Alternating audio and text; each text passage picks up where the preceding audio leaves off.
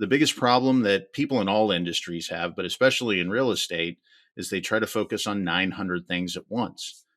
But when you focus on 900 things that aren't that bottleneck, you're just adding capabilities and capacity to things that don't actually help you make any more money, because that bottleneck determines how much flow you can produce, what we call throughput in the TOC world.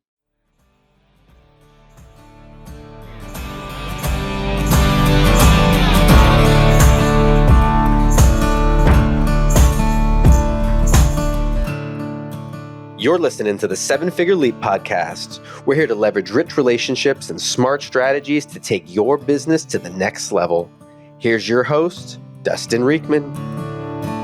Welcome back to the 7-Figure Leap podcast. I'm really excited. We are kicking off a new coaching series. So we did this late last year where we had 5 different interviews with people in very different types of businesses. We got to really look inside their business, understand what was working, maybe some of the constraints, and then we were able to create a game plan for them to meet their goals and ambitions for the next 12 to 36 months. So we're going to do that again. And today is the first in our new series of coaching. And I'm reconnecting with an old friend here. So Rob Lee from Lee6 Agency is my guest today. Rob and I, we were talking before we hit record, connected in person way back, and it feels like an eternity, 2024 at the Traffic and Conversion Summit, where I had the privilege of speaking and got to know Rob after I got off stage. And we've stayed in loose contact, although he's been doing some really cool new things. So Rob, just first of all, thank you for being here. And I'm really excited to unpack your business today. Yeah, I mean, it's a privilege to spend some more time with you. And I not only had the privilege of watching you on stage, but I took one of your crash courses afterwards because I was so in love with everything that you talked about. And you told me how you sold beef jerky, which just instantly means you're kind of a cool dude because you hit me right here with food that I just absolutely love. So it's nice to get reconnected after we've been doing our thing for the last 18 months or so. I've since exited my beef jerky partnership, but I'm still a consumer of that. And in our program, we send a welcome box to every new client, and I still include Fire Creek snacks in there because I still love the product, and it's obviously a big part of my own story and how I got into this whole world of podcast guesting. So, all right, so we said Lee6 Agency. Yeah, in your words, just kind of give the audience and me some context, like what do you do? Who do you serve? And then we'll start drilling down more into like offers and revenue and that sort of thing. But yeah, like in a general sense, how would you introduce your company and who you serve? Yeah, so our goal is to help real estate professionals, agents, all the way through to real estate schools and associations find the bottleneck that is preventing them from scaling their operation, help them to think clearly and understand their bottleneck, and ultimately and purposefully generate more profit in less time than they would have otherwise. Well said. You must have some marketing chops here. That was a really good summary. And I learned this as we were heading into the interview. So Lee6 is a combination of lean and Six Sigma. And then if anyone watching the video, they can see theory of constraints over Rob's right shoulder there. So I think that's important to kind of start with is, well, you have a rich marketing background and you've been doing that for many years. You're not just looking at this as a marketing engine, it's bottlenecks, operations, scaling. So you have a different value proposition than just marketing. Is that fair to say? 100%. So the goal of any for-profit business is to generate profit.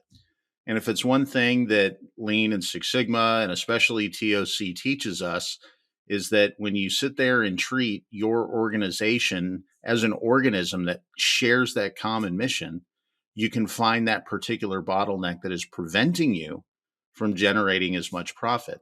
The biggest problem that people in all industries have, but especially in real estate, is they try to focus on 900 things at once. But when you focus on 900 things that aren't that bottleneck, you're just adding capabilities and capacity to things that don't actually help you make any more money, because that bottleneck determines how much flow you can produce, what we call throughput in the TOC world.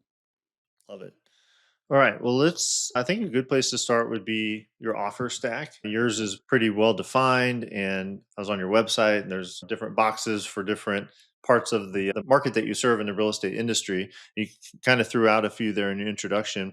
Maybe we can start with the more, I don't know, basic. I don't know, like, we're going to start with the real estate agents and we're going to build up to brokers and schools, associations. And I guess what I'm trying to think through this is more that direct consumer, lower price offer up through the more enterprise level offer, the more B2B offers.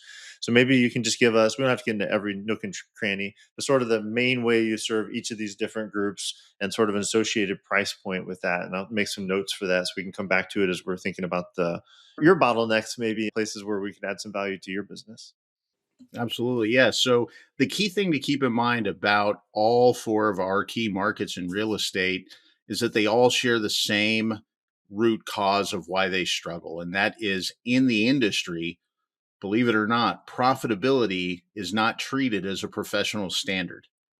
And what I mean by that is we spend a lot of time with our CE classes. And I say we because I am now technically, even though I don't sell homes or do any transactions, I am a licensed agent in the state of Georgia.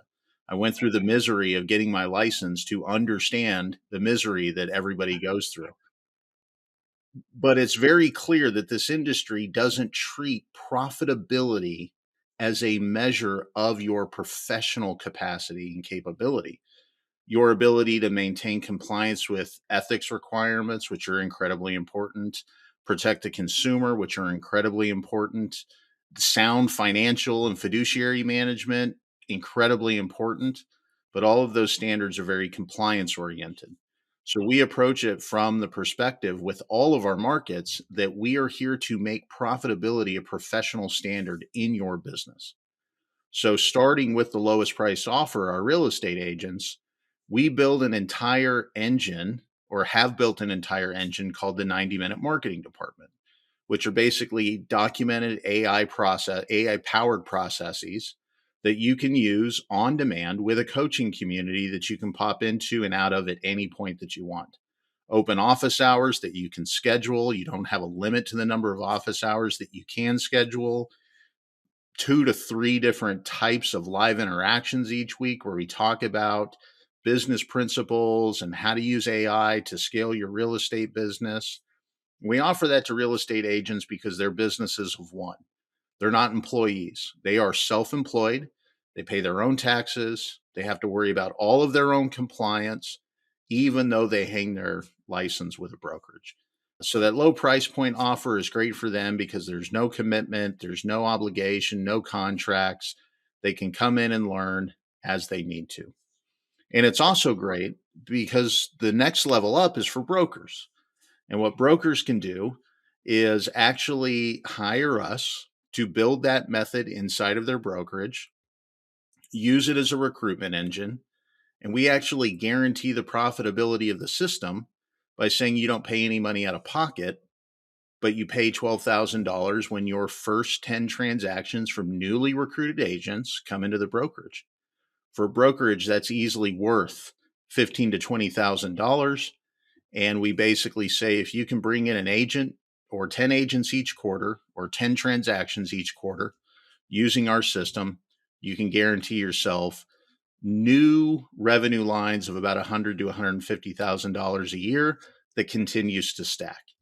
So by the end of 5 years, you're pushing nearly $750,000 in consistently, predictably producing profitable revenue without spending any more than $10,000 to $12,000 a year with us to help you continue offering that. So just to pause real quick. So agents, if I'm just like individual agent and I want your help, I want the 90-minute marketing department. Is that monthly just membership? I guess that's the word I'm struggling to find. A monthly membership fee. And how much is that? $47. Oh, okay. So very affordable. And then the brokers is much more of a partnership model where you come in and you guarantee results, and it's a recruitment and training and coaching. And then obviously those agents that come in also get access to the first tier of the 90-minute marketing department. And you say 20,000 is like 20,000 for the first year, and then there's a renewal, or how does that work? It's $12,000 for the first year, payable upon those first 10 transactions, and then $6,000 to $8,000 depending on what level of reselling or relicensing you want to do for those agents that you bring into your brokerage. So either way, what we do is we give you a recruitment model. We teach you how to recruit for business consulting because again, agents don't have that. They don't get that in any broker, or not really, right? And the coaching and consulting out there that they do get is not really oriented towards profitability, like I said. So it's a long way of and just repetitive way of saying the model is we teach brokers how to recruit. They can use our system to do it, and then they can continue to license our system. And we do all the ongoing coaching and consulting and AI training that comes in and what we have built in the 90. And your front end of that is basically pay for performance. It's like sign on with us, give us what we need to help you implement what we tell you to implement, or and after you have 10 transactions in the door, then you write us the check for 12,000.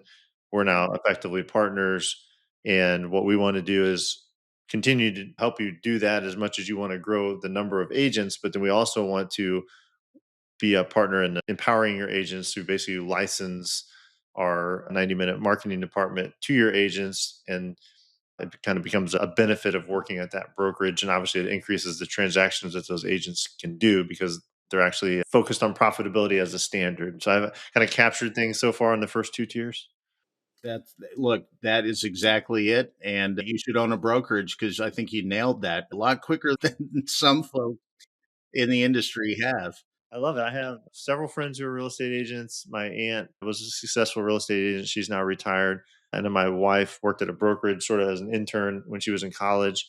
I've always had sort of a fascination with it. So no, I'm probably not going to start a brokerage, Rob, but I when you were talking about earlier and introducing this idea of like, yeah, it's like all they talk about is like contracts and compliance and ethics.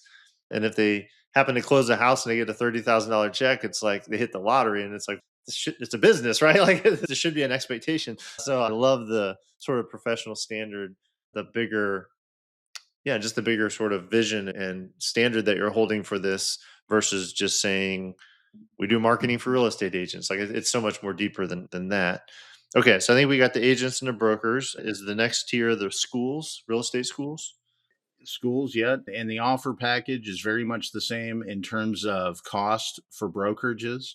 We will come in and actually teach them to run their school as a profit engine versus an educational institution, much like what you and I do, right? We live in a world where profitability is not only a professional standard, but the professional standard. It is what measures the success of a business, and we know that. So we come in and for real estate schools, and we basically teach them don't sell classes, sell profitability in the real estate industry. And the way that we help them monetize what we do, like brokers, is we actually say your license allows you to resell it to your students.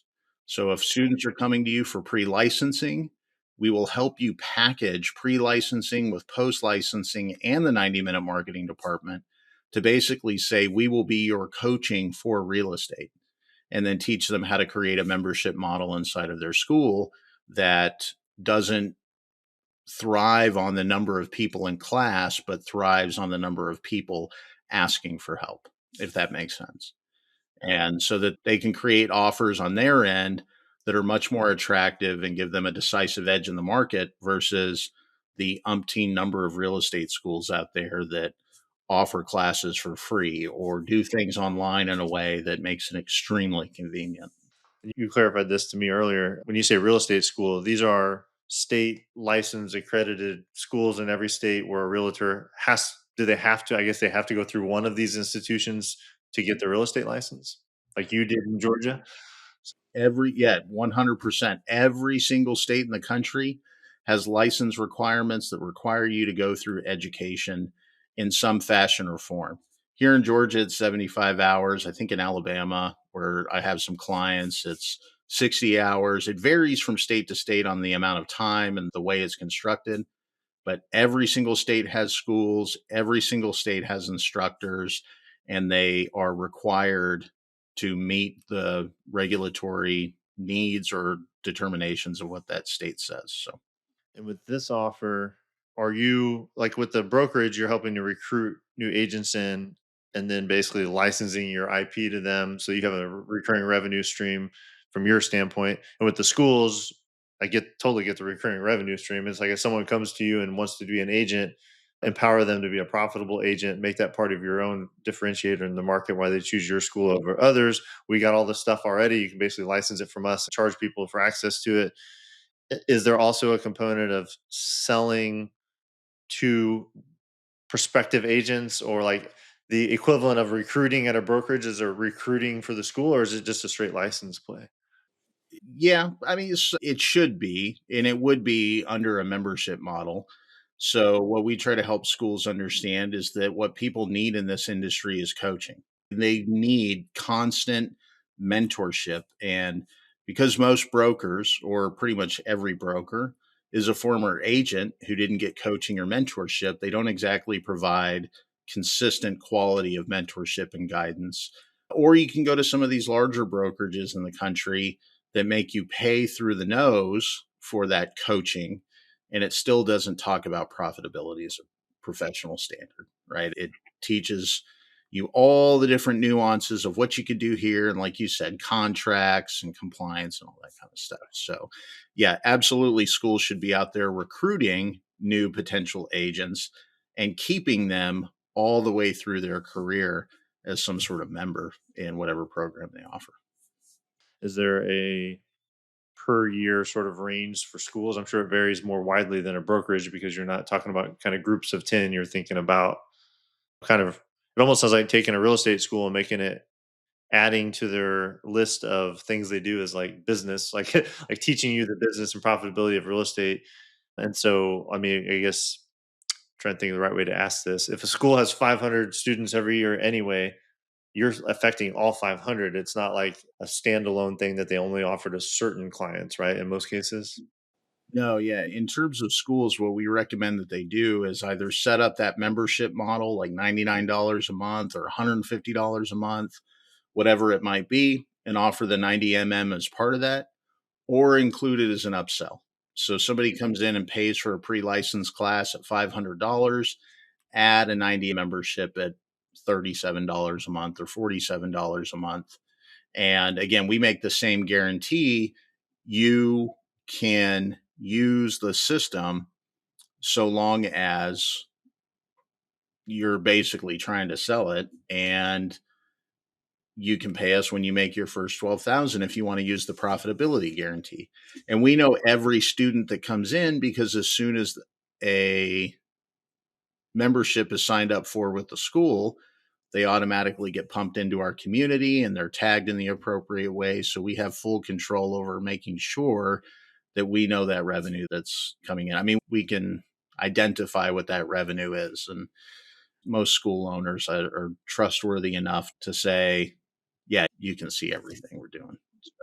We hit it and we're going to pay you your just due or whatever. Okay. And then the final one, if I'm keeping up, is associations. And I mean, I'm assuming that's a lot like the schools, but it's the professional association version of this where their members get access through a license to your coaching and mentorship programs. Yep. So the realtors, funny enough, this is just a little educational moment for everybody out there. A realtor is not the same thing as a real estate agent. A realtor is actually a trade term, so they are not interchangeable. You have to be a member of the Realtors Association to call yourself one. So I can say that because I'm a member of an association, but not every real estate agent is. So these member associations, because it's a trade association, is driven by ongoing membership revenue. And they offer a variety of different additional services and benefits joining as a member. And this is one particular membership benefit that would be extremely helpful for agents who don't operate in an industry where profitability is a profession. It keeps coming back to that core value proposition, which I love. And are there like a bunch of different realtor associations, or is there like the one? And it always jumps out in my mind because when I hear radio commercials, they never say realtor; they say the Association of Realtors. Like they make it sound like real fancy, but and I guess that's probably the right way to say it. I'm poking fun at it, but is there just like one big realtor association, or are there a bunch of fragmented ones? Yeah, it's very much a hierarchical organization. You have a national organization, you have state organizations, then you have local organizations, and then you have a variety of different ancillary support organizations. Like Young Professional Network is one of those ancillary organizations, and the Council of Women Realtors is another one. I mean, it's a very professionalized operation all the way from the top, and they have something like 1.5 million members across the country, or just a shade under that. Okay. And then, like for your business currently, do you just have like a contract with a certain chapter in a certain state, or do you have like the whole national? I mean, I guess you wouldn't be talking to me if you had 1.5 million active people on your licensing just from one association. Look, if I had 1.5 million people, yes, you and I would be partying on a yacht somewhere. But I don't have the national organization signed on as of yet. So it is really just with local organizations that are looking to provide unique benefits. And I will say this, I mean, the trade association has taken a lot of heat over the last couple of years. If you have any knowledge of the industry, NAR, the National Association of Realtors, was faced with some very serious lawsuits regarding anti-competitive measures. The people that brought those lawsuits, I don't personally feel like they were trying to do the best thing, or from their perspective they were. But I think it's a changing time that we live in the digital world, and NAR, like every other organization out there, is trying to figure out the best way to navigate it. And our program, going back to that root struggle that the real estate industry has, is perfectly aligned with offering a unique benefit that members just don't get anywhere else unless they went to a school that offers it or part of a brokerage that offers it. So So with the at the association, like at the brokerage level, it's like I own this brokerage. I want to make more money. I'm signing on with Lease6 agency to do that. At the school, it's part of their own profit model, right? Like if I can use this as a differentiator to recruit students, and I can charge for it and tack it on and basically have a markup. So it's a profit center for me as a school. Is the association the same way where this is offer at, let's just say, a local chapter, they say this is an option, and when you sign up for it, it's $100 a month, and then Rob gets his cut and we keep our cut? Or is it like baked into the membership where everyone gets it? Or does that vary? it would vary on the organization. So in that particular case, realtor associations have a different specific goal because they are nonprofit trade association organizations. Even though profitability is not their goal, they still have to generate revenue and pay the bills like everybody else, but they have a lot more flexibility on how it is that they can offer the program. They have membership dues that come in that give them the ability to have that flexibility. And if they want to upsell it, great. And if they just want to include it as a member benefit, great too. And that they can figure out the best way to make their revenue stream on that. Thanks for breaking all that down. I mean, I've learned a ton from the conversation just about how these different parts of one industry think about profitability and think about the different types of value that you provide. And to the extent that you're comfortable, we can talk around numbers or whatever, but I'd love to kind of shift right now to kind of snapshot of the current business, right? So revenue, total clients, and then what I would like to kind of break it down really rough percentages is like which of these buckets are generating the primary revenue for your company, right? Like we get 5% from agents, we get 80% from brokers or whatever that number is. So what's like trailing 12 months look like for you guys? So in full honesty, it's been a little while because, as we were talking before, when I met you, I was primarily doing political consulting, right? And I made a tremendous amount of money doing political consulting, following the same business principles that I follow here. And that last year that I was dedicated to doing consulting in that industry, I think I grossed something like $600,000 and had roughly a 60% profit margin, right? Which was good because, as I've told you before, my long story that we're not going through, you can look up other podcasts out there if you want to search for it. It was going through some financial struggles because of the emotional challenges of dealing with loss of my father and my son, and a business that just went under because of it. So, that long story set aside, this previous year, we did about half that. but our profit margin was significantly higher, like closer to 85%. So, in terms of the net revenue from taking out operational expenses, we did not quite as much, but about the same. And then I was able to pay my staff and pay for stupid Disney trips with my wife and girls and whatever sort of kitsch toys I like as a 44-year-old man and pay taxes and all that kind of stuff. So, Yeah, and I know you sound a little like apologetic about it, but it's basically a brand new business. Obviously, you have tons of experience. You've been doing marketing and operations and all these. We talked about lean, Six Sigma, theory of constraints since you're like 18. And you gave enough context, I think, for us to understand where this fits into your overall journey and that you had the financial difficulties that came with a lot of different personal things and a shift in industry. And then you kind of had this year of cash cow political consulting, which you could have done and made a ton of money, but it wasn't in alignment with your values. It was a difficult client base, I guess, to say the least. And so you made a very conscious decision. Was it about a year ago that you really got into this focus area? yeah, so after the mail house, we did direct mail marketing in addition to consulting on the side and all that. After that crashed out, I actually had a good friend in the real estate industry say, "Hey, why don't you come set up a booth at this conference? They don't have any marketing experts. They don't know a damn thing about marketing." And that was really the first foray into it in late 2023. And then 2024 came, and I kind of on the side had the real estate practices and involvement growing and just kind of learning the industry a little bit better. And then went through the emotional struggles of 2024 and just realized like if my personal goal is to be a happy present father and husband, this is not the place to spend my time working. So it isn't even really apologetic. I don't want that tone to come across. And if it did, I apologize. It's definitely it's from a quality of life perspective, the best choice I could have made. And more importantly, I'm far more profitable. I mean, when my profits increase 15, 20% over what I was making, I mean, as well as I know, there's a ton of people out there that make a ton of money, but they're not banking any money, right? They're not able to actually have a choice about what they do. They have to grind over and over again. Funny enough, that's a struggle in the real estate industry.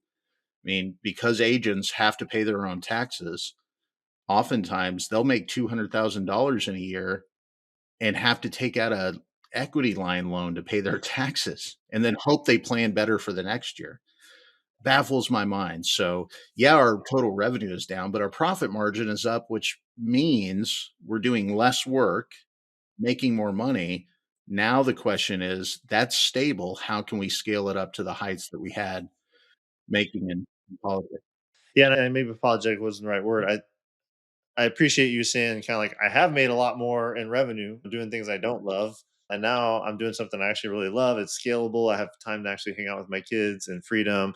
And I guess what I wanted to say for the audience's sake is like $300,000 in your first year and a new business with an 85% margin is freaking awesome. You know what I mean? Like that's fantastic. And 95% of the people listening to this would kill for that. Right? Like I would love to have that.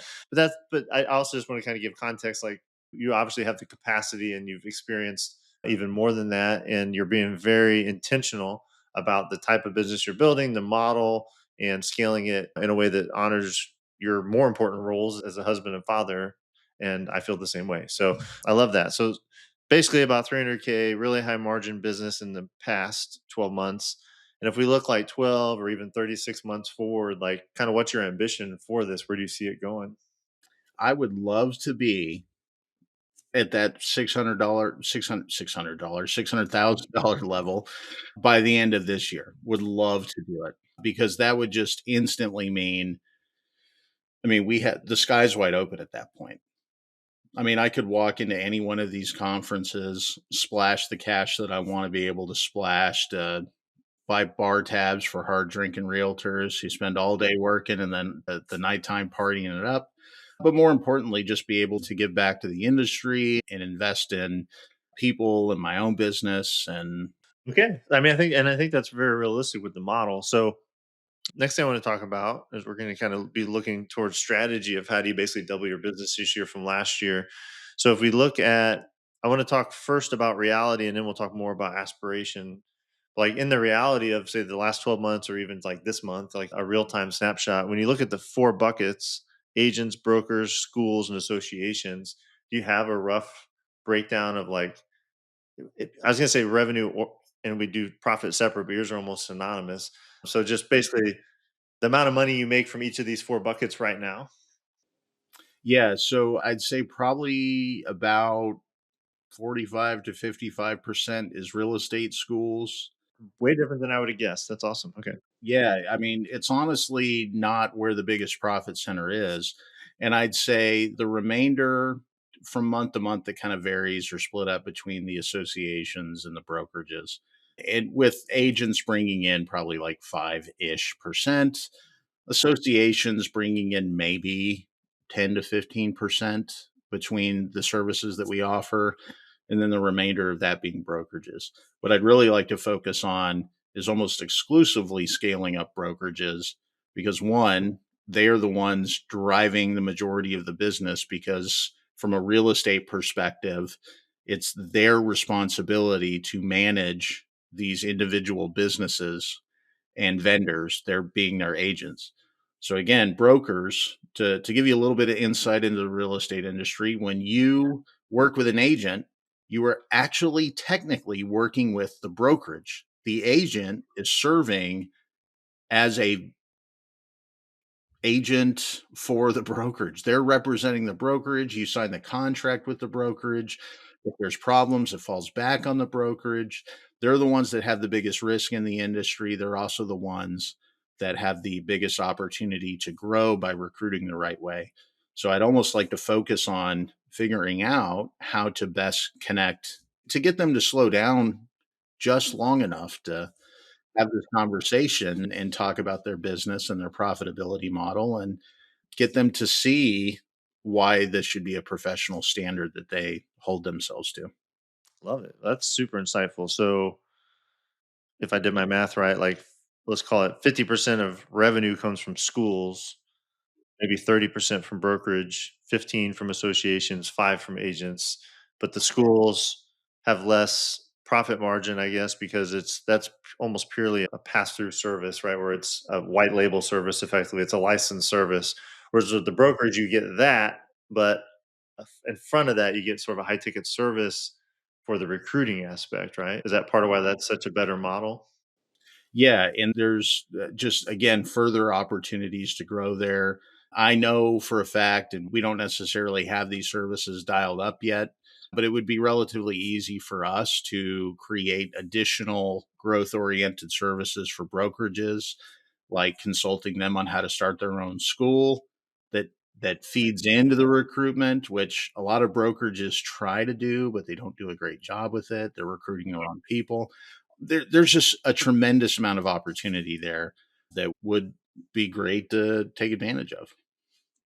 I was gonna say 36 months. Screw that. A year from now, like if all the obviously you'll get some spillover into the others, right? Just because like as long as you can service them, some of them will want your service and you'll take that revenue. But you could basically laser focus like we are focused entirely on selling to brokerages. And if you did that and you could flip these where the brokerages become 80% and everything else is sort of a footnote in the P&L, that would be a huge win because you see that's the real opportunity for growth. I just want to kind of restate that in my own words that okay, cool. Awesome.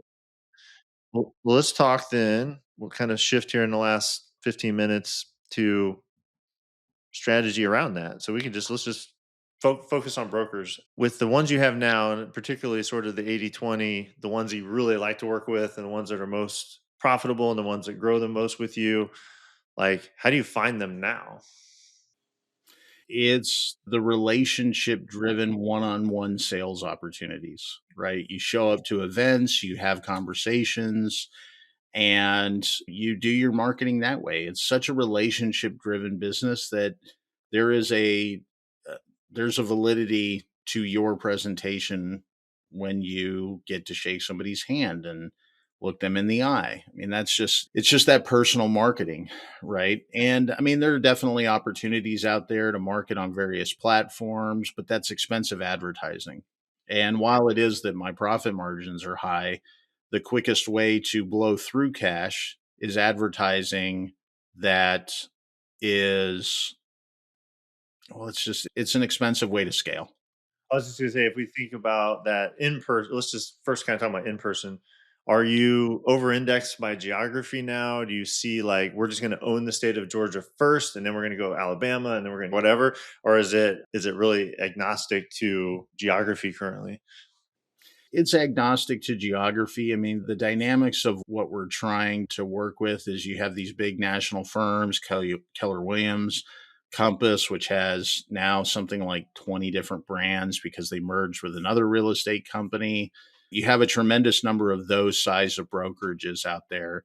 And the brokers are franchises essentially, right? We're responsible for running their own brands.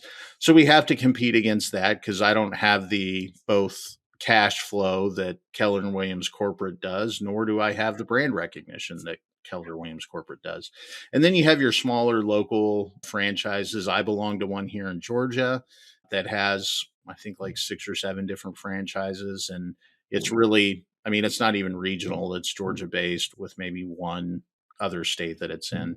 And then you just have your small independent brokerages out there. Let's say, who's your ideal client in that from a vertical standpoint? Obviously, not Keller Williams because they're gigantic. I'm assuming they would tell you they already do all this themselves, right? But obviously, there's so many brokerages who aren't a franchise of Keller Williams. So yeah, like, who's the ideal client size, brokerage size for your vision for your business? So it's really funny. I would tell you that I would be ideally suited to Keller Williams, Better Homes and Gardens, Coldwell Banker, whatever the brand might be, local, national, whatever. They have between 50 to 150 agents. Maybe 15% of those agents are actually producing on a monthly basis. And they're looking to shift that ratio of producers to non-producers. I mean, this is a wild thing about the real estate industry. In the first year, 75% of agents fail out, 80% within 5 years. Every year, nearly 95% of the transactions, that number might be off, but I'm fairly positive it's done by about 10% of the agents across the country, right? So there's a ton of non-producers out there, even in those larger brokerages.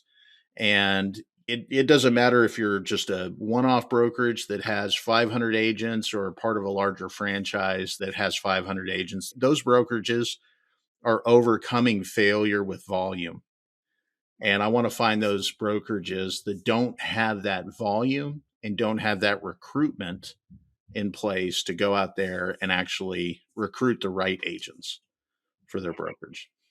And can you sell to a franchise of all the big ones like Coldwell Banker or whatever, like that broker in my town here in Everett, Illinois, the broker Coldwell Banker, they make their own decisions. They can go hire you outside of whatever the big company, and the big company may offer some things and sell it down to them, but they don't have to use that. They can independently do whatever they want when it comes to education and recruitment.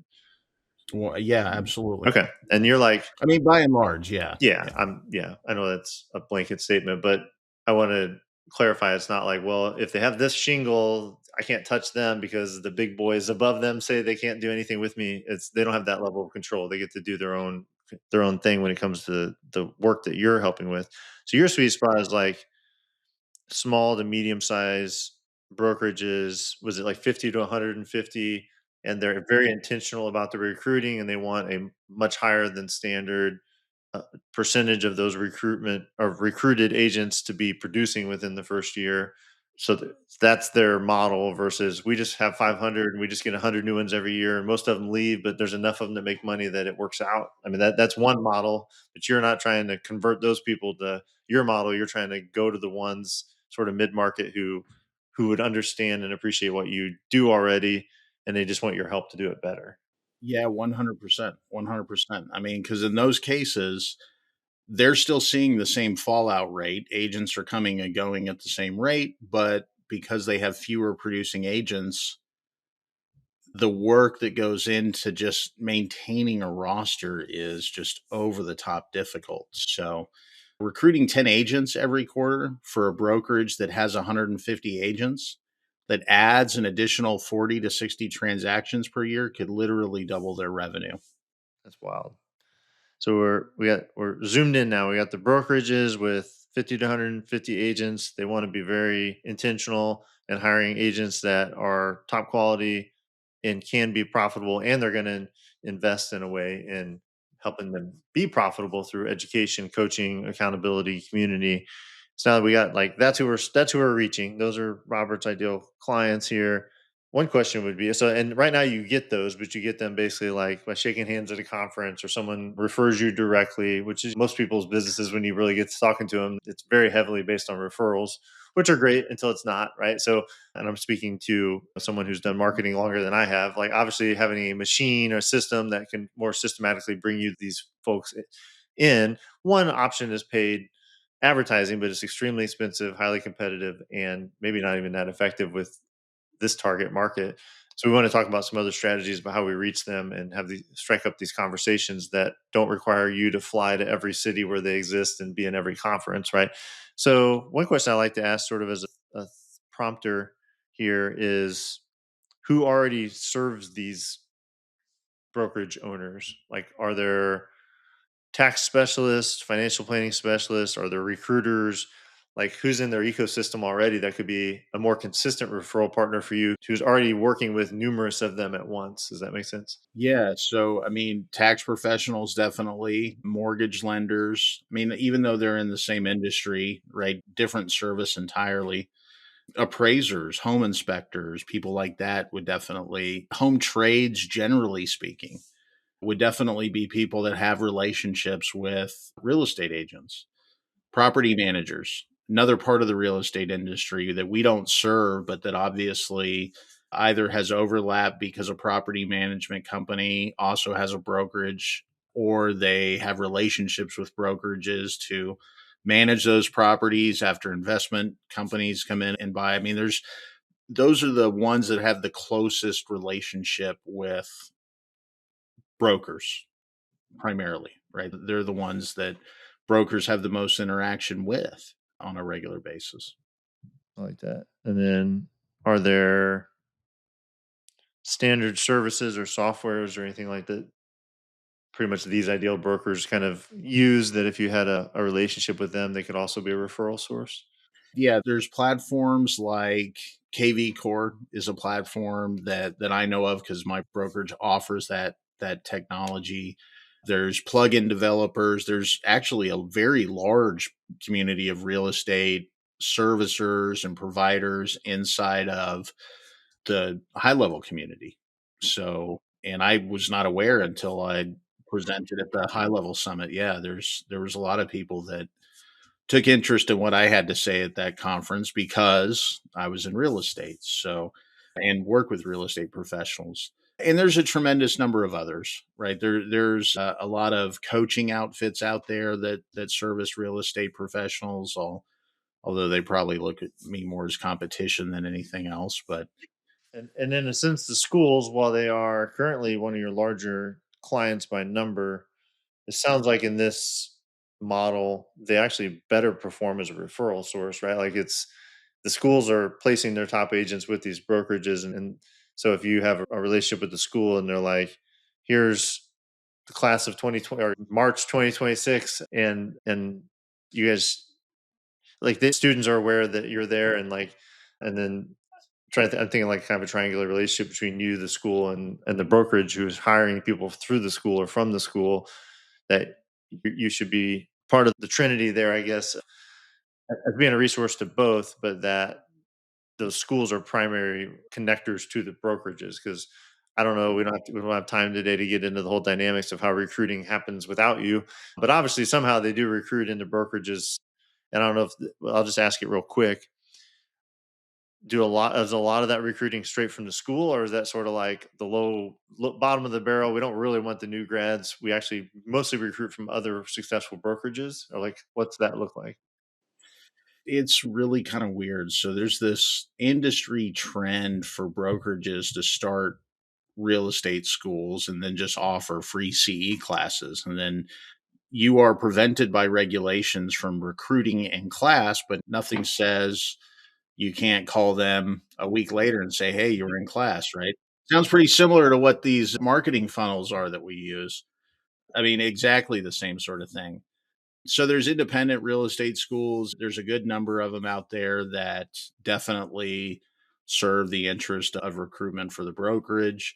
And but a lot of people will just get their license and find the first brokerage that they find on Google Maps and stuff like that. So I mean it just kind of varies by location and region and what how much competition there is. I mean, here in Atlanta, because it's a larger market in the US, there's just a lot of weird stuff that goes on. None of it wrong. I'm just saying weird because it's everybody's trying to get a leg up and by doing the same thing. So but I you're exactly right. There's a very close-knit relationship between all of those entities that I talked about. Agents, brokerages, schools, and associations. They have very unique concerns, but we all talk to one another. We all know what one another is. We're all aware of what people are doing. In many cases, we serve multiple roles and in a variety of different organization types. So the referral partners would definitely be cross-cutting in a variety of different ways within the industry, and then outside of the industry, there's a lot of different service providers that could connect us.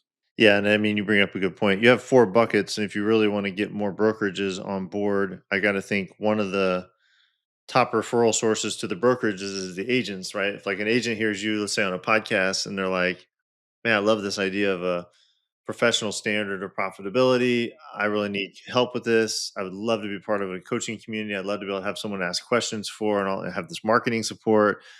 And they're calling their broker like, "Hey, if you want me to keep working here, we got to get signed up with this because I just heard about it, and this is going to really help me and our other top producers.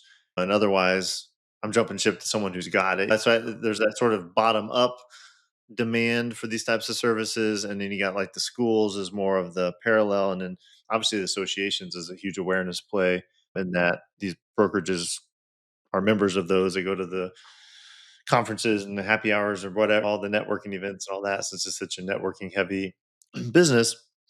So yeah, I mean, one of the things I'm taking away from our conversation, Rob, is your you- you're primed for forms of long form educational conversion, right? Does that make sense? So if we can get you behind a microphone and talk about, you're extremely articulate. You talked a lot about the profitability as a professional standard. Like, I think that becomes a headline that, like, who doesn't want that? Like, they may not understand how to get it, which is obviously what you do. But I think getting you behind a mic to tell this story of, like, this is what your standard should be. If you're a brokerage or you're an agent working at a brokerage or you're a school pumping out people with new licenses or you're an association, like all these things, but obviously focus mostly on brokerages, this is possible. And here's why, here's how it works. Here's why it's so important.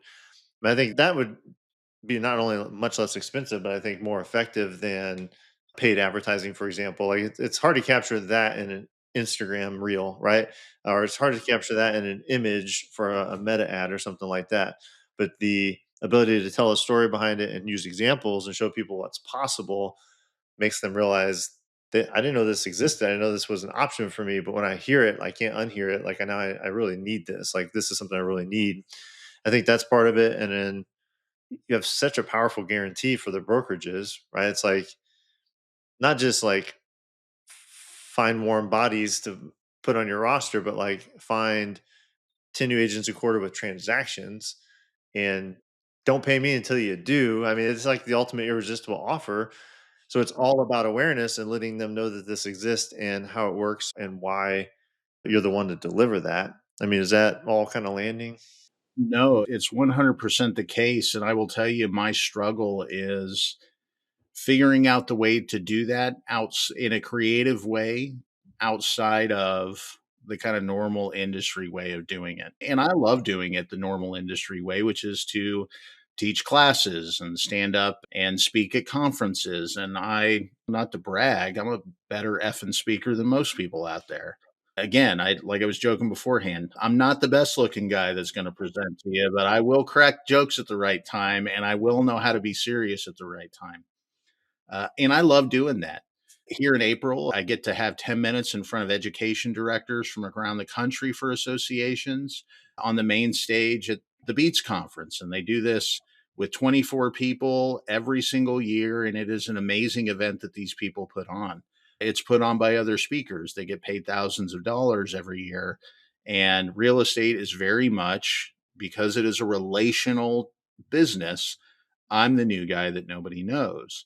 And one of the reasons why I'm so thankful to talk to you today is the fact that you know how to break through noise by telling stories and connecting with people in ways. And it's, from my perspective, the way to do it is exactly the way that you've done it in this particular case.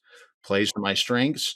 I just haven't been able to figure out how to flip that switch in the right place. And I take what I've learned from you, and I can definitely continue to learn more through conversations like this and opportunities to learn like this. So, I appreciate that. And I think, I mean, what I heard there is, and this was my assumption, but you sort of confirmed it, is like, if we can get you behind the mic in front of a group of people who are either the broker or the agent, or they're one of these decision makers at a school or an association, that will work, right? So then it's just a matter of how do we replicate and scale that. And there's obviously a significant limit to your ability to fly to every one of these rooms and speak to 20 people in a conference room or whatever, right? Like, and we take those opportunities, we can get them, you get on a big stage at the association and talk to the education directors, like you said. This is going to sound a little bit like when someone's like, when you're a hammer, everything looks like a nail. So, predictably, one of the ways I think that would be super effective at this is podcast guesting, which obviously is a thing that we do and we're known for. But there's so many real estate podcasts that I know agents and brokers listen to, and investors and mortgage brokers and tax professionals in the real estate industry. Like, there's such a rich base of education for this. And what's cool in your case is the story is kind of universal to all of them. And they, if they're not the broker, they all know the brokers, and the brokers are some of their top referral partners, right? And so I think this could be a very, like, it just, I guess where I would kind of end us here from a prescription standpoint, that's my advice is like, if you are on a real estate related podcast once a week from the comfort of your office there with your theory of constraints books over your shoulder, with this story that you've pretty much laid out. Obviously today we got much more into like money and offers and all that, but sticking to more of the vision for this and how it actually works and how to do recruiting differently would be a really, obviously, a key teaching for the brokers. It's like reframing how to think about recruiting, how to think about agent performance, how to measure success. And then you're a marketer, then you have a strong call to action that's probably not going straight to like, you would sprinkle into the interview and like, we not only do this, we guarantee the results. Like, everything we do is based on performance. So I know this works because that's the only way I get paid, and we get paid a lot because this works well. But and then at the end, you have the call to action to bring them over into a free gift, a lead magnet, basically, right, to get them over into your emails, and then you could, I'm sure, convert well from there with some more education and letting them know how to take that next step. And I know you've dabbled in podcast guesting. Is there anything that sort of held you back from that? I know you already knew it as an opportunity, but is there anything here provided any clarity for that, or is that something you might want to pursue more as you're thinking forward? no, it's definitely, I mean, every coach needs a coach, right? And again, for the things that I do know, I've taken what I've learned from you in those 4 weeks that we spent together about 18 months ago, and I just haven't got it to land right. I don't know if that's because it's to the wrong podcast, or I haven't done enough volume of sending out, or I haven't set up the follow up the right way. I mean, it's those types of things, the mechanics that I don't have any intuition for. I mean, in TOC, we talk a lot about intuition being a driver for figuring out solutions, and it's very sufficient to understand the logic. I don't understand the logic before because, and I just kind of look at it like you sold something much harder to sell from a podcast than I have. I do think I have what I have, and it's real well dialed in. But I mean, you clearly have demonstrated for the world that it is a door opener, that people that have an interest when you're talking in the right places. And maybe it's just not the right places that I've been trying to go for, or the right methods to get in those places. And it's refining that practice in a way that produces consistently and predictably. And I'd say the last 6 months has really been driven by connecting with people that I've connected with in the past, like you today. Christine Marie's become a real good friend over the last year, and she was another person at TNC.